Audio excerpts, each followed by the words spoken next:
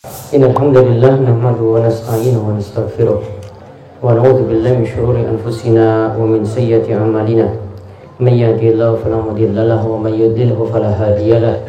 Wa asyhadu an la ilaha illallah wahdahu la syarika lah wa asyhadu anna Muhammadan abduhu wa rasuluh. Allahumma shalli ala nabiyyina Muhammadin wa ala alihi wa man tabi'ahum bi ihsan ila yaumiddin. Allahumma anfa'na bima 'allamtana wa alimna ma yanfa'una wa zidna ilma. Alhamdulillah para jamaah, bapak-bapak dan ibu-ibu pengawasan malam Kamis yang semoga senantiasa dirahmati dan diberkahi oleh Allah Subhanahu wa taala.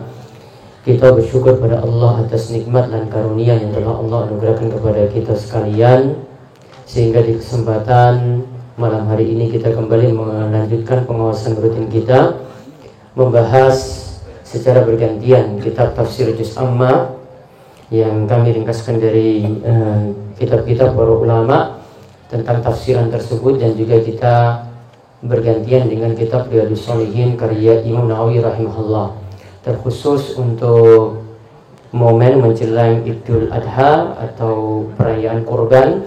Maka kami nanti akan menyinggung pula tentang pembahasan kurban.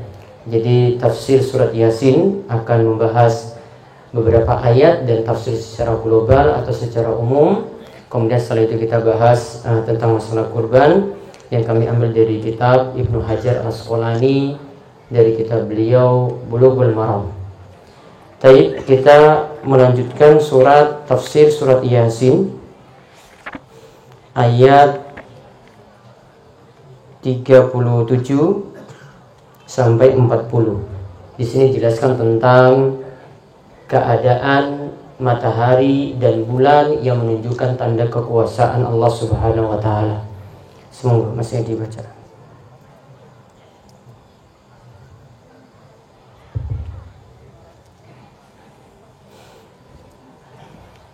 A'udzu billahi minasy syaithanir rajim.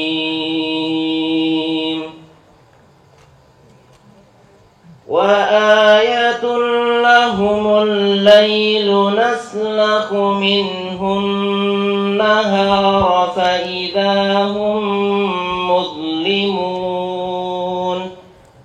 والشمس تجري لمستقر لها ذلك تقدير العزيز العليم والقمر قدرناه منازل حتى عاد كالعرجون القديم لا الشمس ينبغي لها أن تدرك القمر ولا الليل سابق النهار وكل في فلك يسبحون. Artinya, baik. Dan Allah Subhanahu wa taala berfirman, artinya, dan suatu tanda kekuasaan Allah yang besar bagi mereka adalah malam. Kami tanggalkan siang dari malam itu, maka dengan serta merta mereka berada dalam kegelapan.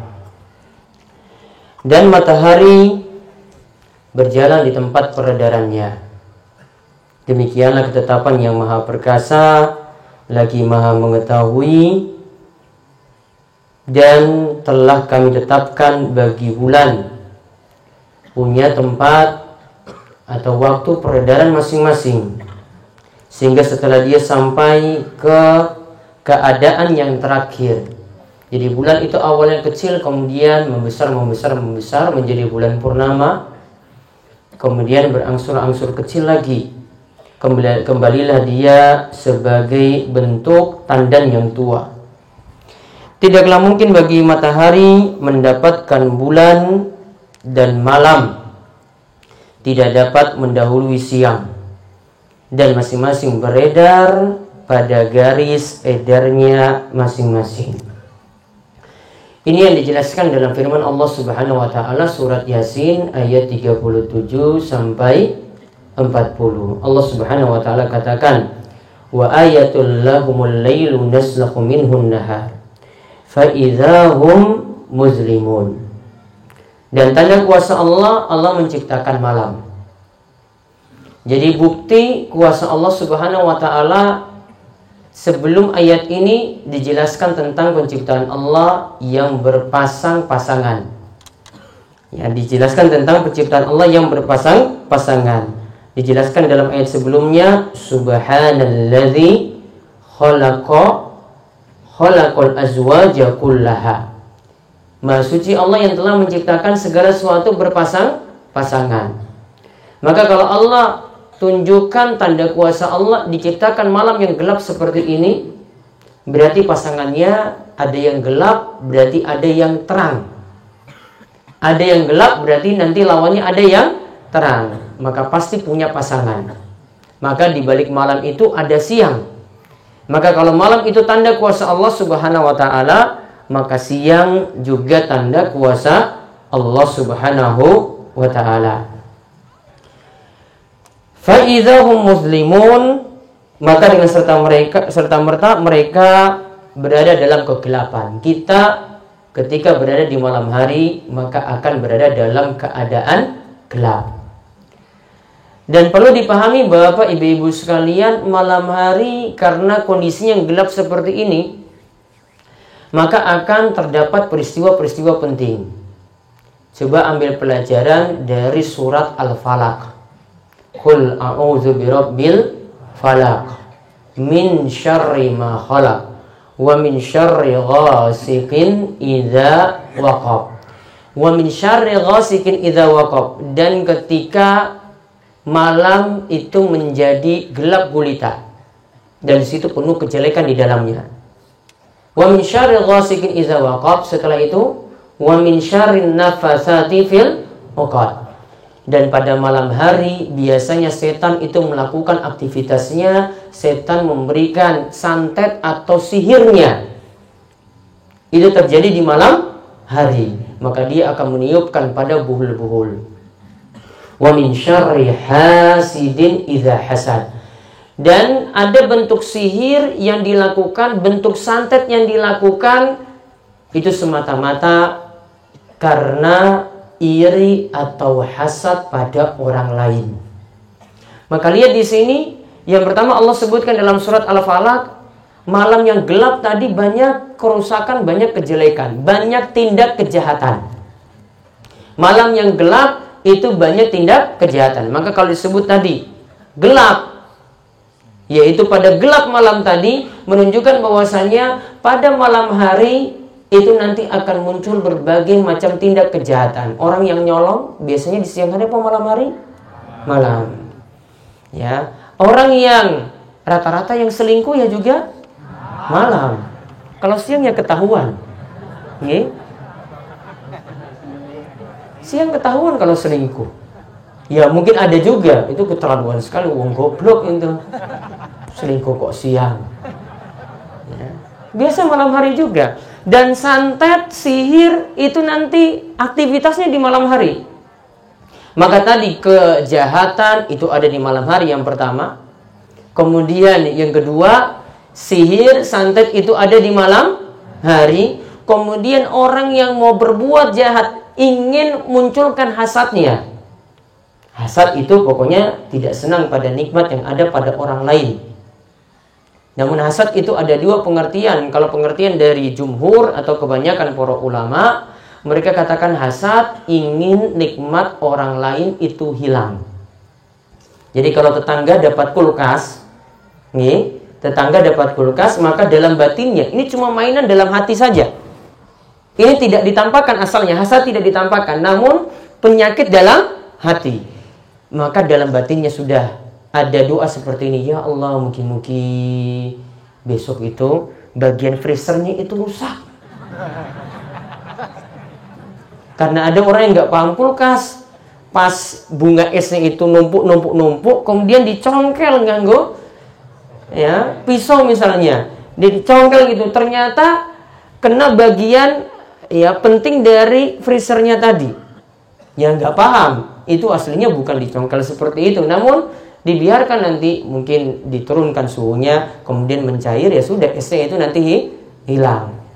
Jadi dalam batinnya seperti itu, wah mungkin orang paham bunga es, ya kemudian nanti pas malam-malam dicongkel tadi, ya dia ngerusakin sendiri. Dalam batin seperti itu terus. Batinnya ingin nikmat orang lain itu hilang, itu namanya hasad. Ini sudah hitungannya dosa loh. Dan nanti kalau dia hasad seperti ini, dia mau munculkannya kalau sudah nggak senang, sudah benci, sudah nggak suka, sudah nganggap musuh, maka dia datangkan tukang sihir tadi. Dia datangkan tukang santet. Maka santet itu ada sebabnya, itu karena hasad, pokoknya nggak senang pada orang lain. Tetangganya punya motor baru, ya Allah mungkin sesok neng panggang, ya ada mobrek yang nyenggol motornya, jatuh rusak. Saking segitunya loh doanya. Ya, kalau doanya sudah seperti ini, bayangannya sudah seperti itu, ini sudah menandakan dirinya itu hasad. Ini disebut hasad, ini penyakit. Ya, dan kata Ibnu Taimiyah, setiap orang, mau orang yang berilmu, orang beriman, ataupun ilmunya itu kurang, ataupun imannya itu kurang, pasti akan terjangkiti penyakit hasad. Pasti akan terjangkiti penyakit hasad. Namun beliau katakan, Ibnu Taimiyah itu katakan, cuma orang-orang yang beriman dan berilmu saja yang bisa memanage, dia bisa mengendalikan hasadnya tadi, dia sembunyikan hasadnya tersebut. Orang lain nggak tahu, namun batinnya saja yang selalu bergejolak seperti itu. Ya, ini yang kita dapati di malam hari. Ada kejahatan, ada bentuk sihir, kemudian ada orang-orang yang hasad. Kemudian Allah Subhanahu wa taala juga katakan, wasyamsu tajri li mustaqarril laha, dzalika taqdirul azizil alim. Dan adapun matahari nanti akan beredar sesuai dengan tempat beredarnya. Maka matahari di sini dikatakan dalam ayat ini akan mengitari bumi. Oke, kalau berdasarkan ayat ini pemahamannya, matahari itu yang mengitari bumi, yang mubeng itu matahari. Ya, kalau dulu kita belajar di pelajaran sekolah, bumi yang mengelilingi matahari. Namun ayat ini agak sedikit berbeda. Ya, ayat ini agak sedikit berbeda. Dikatakan di sini matahari yang nanti beredar sesuai dengan porosnya atau di tempat beredarnya. Maka ayat ini menunjukkan seperti itu. Walau alam tinjauannya seperti apa, bisa jadi tinjauannya di sini kita yang melihatnya pada matahari, bumi yang melihat pada matahari. Matahari tetap. Ya, matahari tetap kalau anggapan kita seperti itu. Namun kalau ayat ini nganggap bumi yang tetap, matahari yang mutar. Ya, matahari yang mutar. Ini yang dimaksudkan dengan ayat tadi. Jadi matahari beredar sesuai dengan tempat putarannya, dan itulah yang sudah ditentukan oleh Allah yang punya sifat aziz. Aziz itu maha perkasa. Kenapa digandingkan dengan sifat aziz maha perkasa? Karena Allah itu maha besar. Matahari yang begitu besarnya dari bumi, Allah yang mengaturnya seperti itu. Allah yang mengaturnya, matahari bisa berputar terus. Dzalika taqdirul azizil alim. Dan Allah juga maha mengetahui kapan mesti berganti, kapan berganti nanti malam, kapan berganti lagi nanti siang, kapan nanti matahari itu terbit, kapan lagi nanti matahari itu tenggelam. Allah yang maha mengetahui itu semuanya. Allah yang mengatur itu semuanya. Kemudian disebut wal qamaru qaddarnahu manazil hatta ada kal urjunil qadim. Bulan juga kami telah tetapkan manazilnya, tempat peredarannya juga. Karena bulan itu nanti akan beredar mulai dari kecil, bulan sabit, kemudian beredar makin besar. Jadi bulan purnama yang kita lihat putih penuh, kemudian nanti akan mengecil-ngecil lagi seperti keadaannya yang awal. Maka keadaan bulan seperti itu Allah sudah ceritakan di sini. Padahal ini Mungkin kita baru tahu beberapa zaman, pada Rasul sudah mengetahuinya sejak dulu. Pelajaran seperti ini Rasul SAW sudah mengetahuinya dari surat Yasin. Jadi surat Yasin ini juga mengajarkan pengetahuan kepada kita.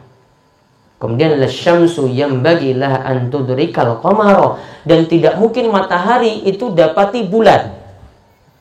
Artinya kalau ada matahari, ya, bulan itu tidak berperan. Kalau ada bulan, matahari juga tidak berperan. Walal lailu sabiqun nahar, dan tidak mungkin juga malam itu mengejar siang. Kalau malam sudah berakhir, maka nanti berganti dengan siang. Wa kullu fi falaki yasbahu, dan masing-masing beredar pada porosnya masing-masing. Apa hikmahnya dari ayat tadi? Surat Yasin ayat 37 sampai 40. Di sini para ulama katakan ayat ini menunjukkan Allah Maha mengatur itu semuanya. Kalau Allah yang mencipta matahari, Allah yang menciptakan bulan, Allah yang mengatur juga matahari dan bulan, berarti konsekuensinya kita sebagai manusia hanya boleh beribadah pada Allah Subhanahu wa ta'ala. Tidak boleh menyembah matahari tersebut, tidak boleh menyembah bulan, ya, tidak boleh menyembah matahari, karena Allah yang mengatur. Masa kita menyembah yang diatur oleh Allah Subhanahu wa ta'ala? Tidak boleh. Ada yang mengatur, maka yang mengaturnya itu Allah Subhanahu wa ta'ala yang disembah. Oleh karena itu, kalau mau meminta sesuatu, mintalah pada Allah, bukan minta pada matahari. Kalau meminta sesuatu, mintalah pada Allah, bukan minta kepada makhluk. Kalau meminta sesuatu, mintalah pada Allah, bukan kepada manusia atau orang soleh. Ini yang ingin diajarkan pada ayat ini. Sehingga kita diajarkan logika dulu. Siapa yang menciptakan matahari? Siapa yang mengatur matahari dan bulan? Kalau ada yang mengaturnya, maka yang menciptakan dan yang mengaturnya itulah yang pantas kita ibadahi. Sehingga ini menunjukkan kebatilan dari orang-orang yang berbuat syirik, karena mereka telah menduakan Allah Subhanahu wa ta'ala.